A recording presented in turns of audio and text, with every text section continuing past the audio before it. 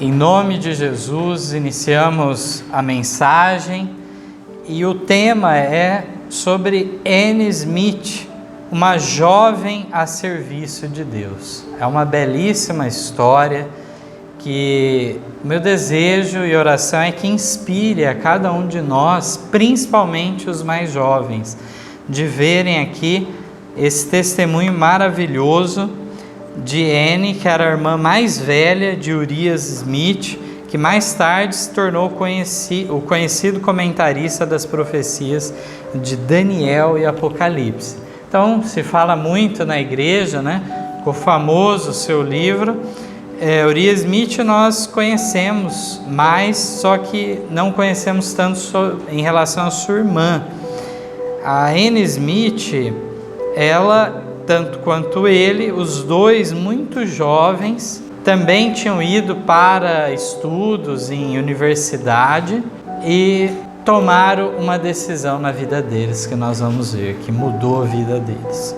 Primeiramente, eu gostaria de ler em Jó 33, 15 a 17. Diz assim: em sonho ou em visão noturna, quando cai sono profundo sobre os homens e adormecem na terra, Deus então se revela ao ouvido dos homens e lhes cela a sua instrução para apartar o homem daquilo que faz e esconder do homem a soberba. Nós vamos ver o porquê desse texto, veremos então o caso de um sonho provindo então de Deus.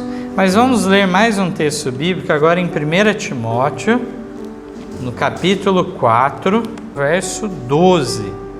Diz assim: ninguém despreze a tua mocidade, mas seu exemplo dos fiéis na palavra, no trato, no amor, no espírito, na fé e na pureza.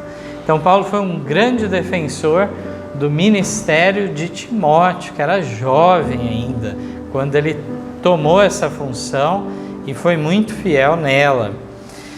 Então aqui a história nos relata o seguinte, que Anne, aos 10 anos de idade, diz que ela entregou o seu coração a Jesus, passando a fazer parte da Igreja Batista aos 10 anos. Bem precoce, Assim como a experiência de Ellen White, nós sabemos que ela bem nova também veio a se batizar. Quando ela e sua mãe ouviram a mensagem do breve retorno de Jesus em glória, prontamente aceitaram. Porém, após o grande desapontamento, ela perdeu o interesse religioso e se voltou aos estudos. A mesma experiência é a do seu irmão também.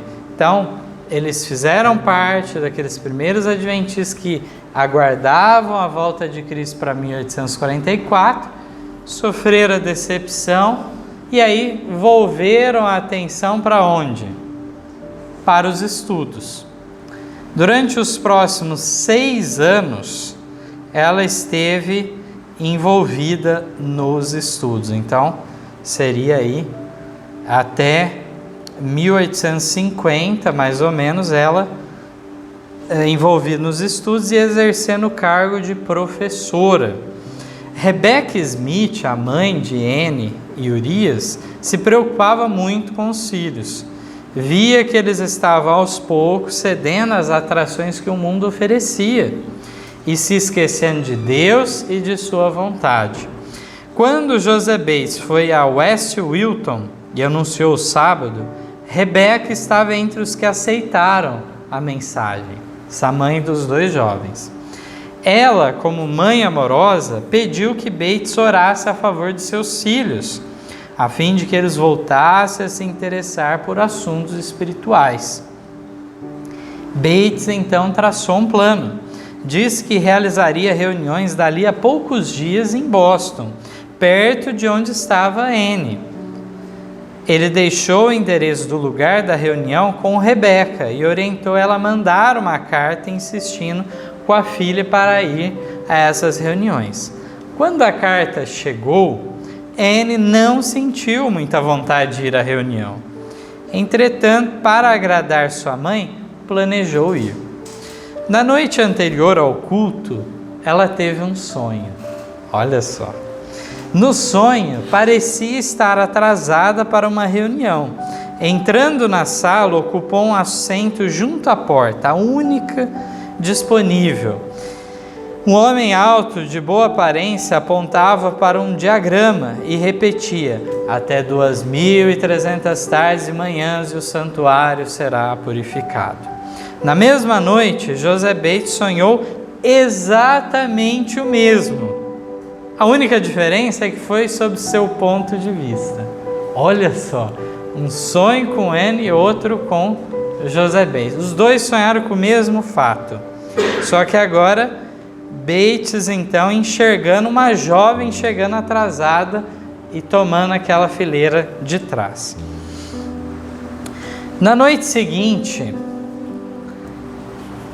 Anne saiu para a reunião com bastante tempo de sobra. Olha só, ela não deixou para a última hora. Porém, errou o caminho. Quando encontrou a casa certa, a reunião já havia começado. Entrando na sala, ocupou a única cadeira disponível, que estava junto à porta. Ela olhou para frente e viu o mesmo homem do sonho. E ele, neste momento, apontava para um diagrama e dizia as palavras de Daniel 8,14, que ela havia ouvido em seu sonho. Quando Bates viu uma estranha entrando atrasada, se lembrou imediatamente do sonho que tinha tido. Tudo se desenrolou igual ao sonho, tanto para Anne quanto para Bates. Terminada a reunião, os dois foram se cumprimentar. Trocaram informações sobre aquela incrível experiência do sonho que tiveram. Anne ficou muito impressionada e aceitou o convite do pastor Bates de estudar a Bíblia. Cerca de 3 semanas mais tarde, ela aceitou todas as mensagens dos adventistas do 7º dia. Deus tinha grandes planos para aquela talentosa e humilde jovem. Agora, continuando a história, diz que Anne Smith tinha talentos variados, tais como a pintura e a poesia. Então, realmente era uma artista. Assim, após voltar a levar a sério a vontade de Deus, ela se perguntava como poderia ser útil. Ela tomou coragem e enviou para Tiago White, que era o editor das publicações Adventistas do 7º dia, um poema intitulado Não Temas, Pequeno Rebanho. Então, o Tiago White, ele abriu o espaço, quase como hoje seria um grupo de WhatsApp que nós hoje interagimos. Naquela época, o Tiago White, a review servia de correspondência entre os irmãos. Ele postava notícias, informações, poesias de várias pessoas. Era uma interação que havia naquele jornal. Tiago White ficou muito maravilhado e logo publicou o poema que ela tinha enviado. Ele então procurou saber mais acerca da jovem. Bates naturalmente deu boas recomendações. Foi assim que Tiago a convidou para fazer parte dos funcionários da recém-formada editora. Porém, ela não se sentiu segura em aceitar tal oferta de trabalho. O motivo era que sua visão tinha sido gravemente afetada após um problema com seus olhos. Ela revelou a situação para o pastor Tiago. Ele insistiu que mesmo assim ela aceitasse a proposta. Após refletir por um tempo e pedir conselho para sua mãe, ela aceitou.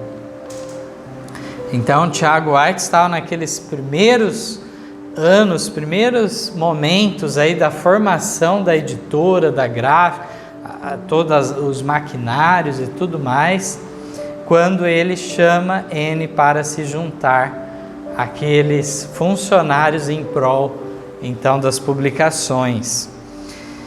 Assim que Anne chegou, Tiago reuniu todos os envolvidos com a editora e revelou a dificuldade que ela tinha.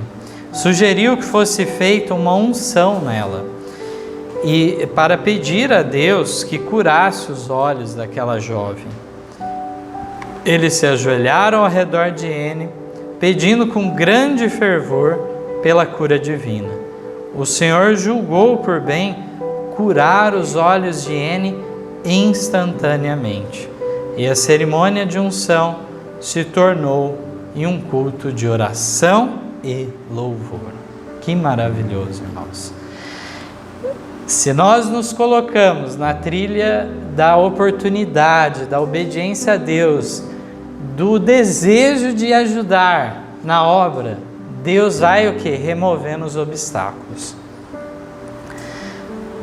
A maior parte do tempo, Anne trabalhou como revisora, ainda que de vez em quando ela assumisse as responsabilidades de Tiago White quando este viajava.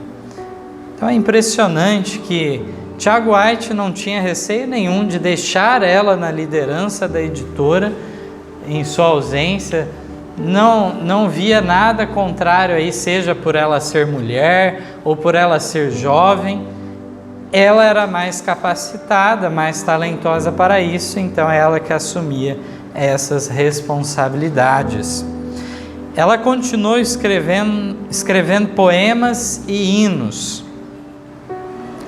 Ao decorrer dos seguintes 3 anos, foram publicados 45 poemas e hinos de sua autoria.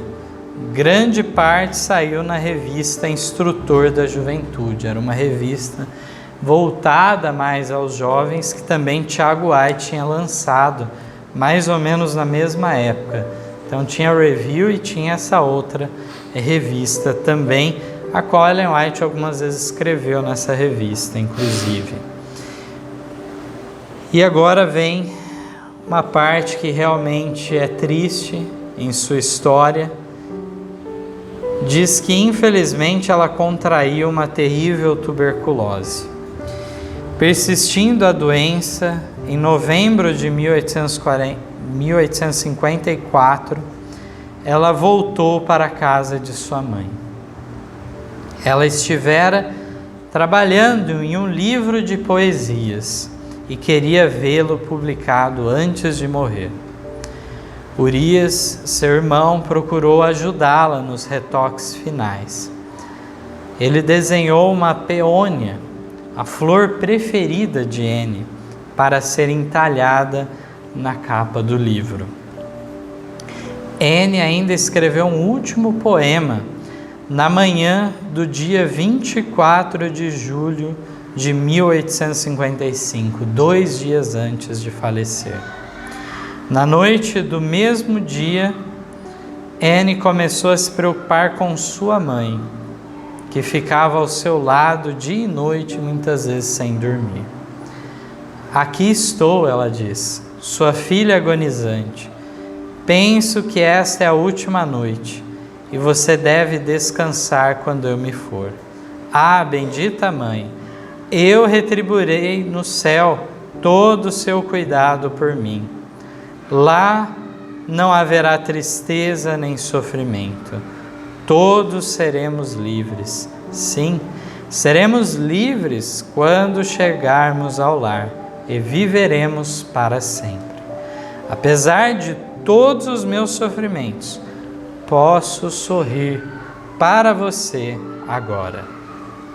Sua mãe, Rebeca, testemunhou seus últimos dias e horas e podia dizer que sua filha manteve a alegria da salvação.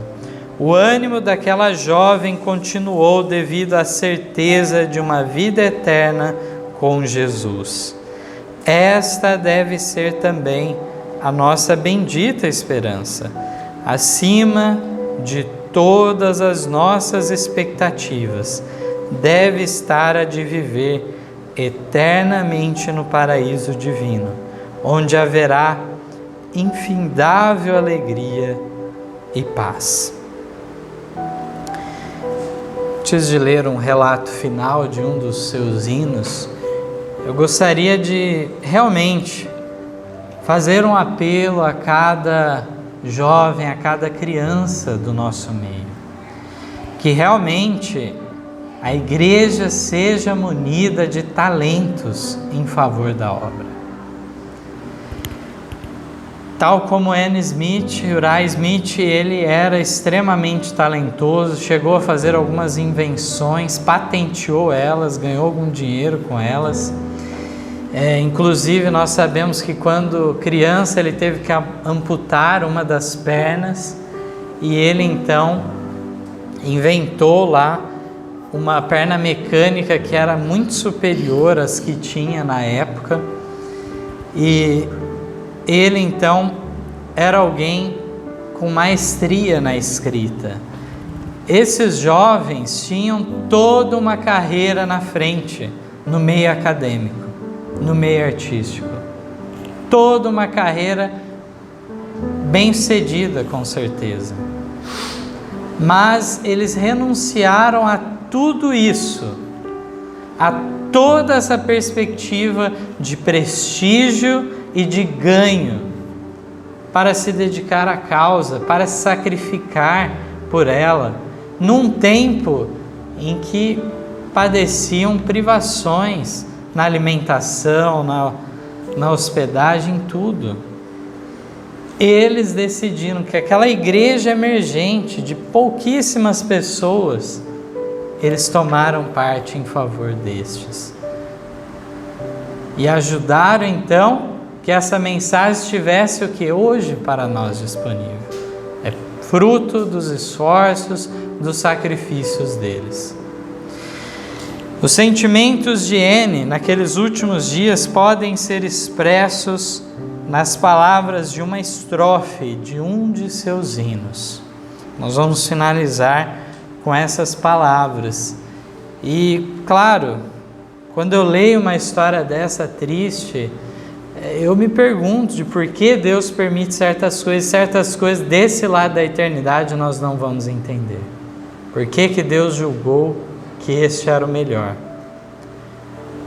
Nós podemos enxergar um desperdício de uma jovem desta, perder a vida, quanto que ela poderia ter feito, mas nós não sabemos o que está por trás disso tudo, os mistérios de Deus, a providência dele, mas temos que confiar no seu amor, que ele já deu demonstrações suficientes para confiarmos em sua sabedoria. Uma das estrofes de seu hino diz assim: enquanto peregrinos avançamos na jornada, por este vale escuro de pecado e desalento, por tribulações, ódio e desprezo, ou através dos portais da sepultura, até que volte nosso Rei, e seus cativos leve para o lar celestial. O que pode manter o espírito alentado? Isto apenas, a bem-aventurada esperança. Amém.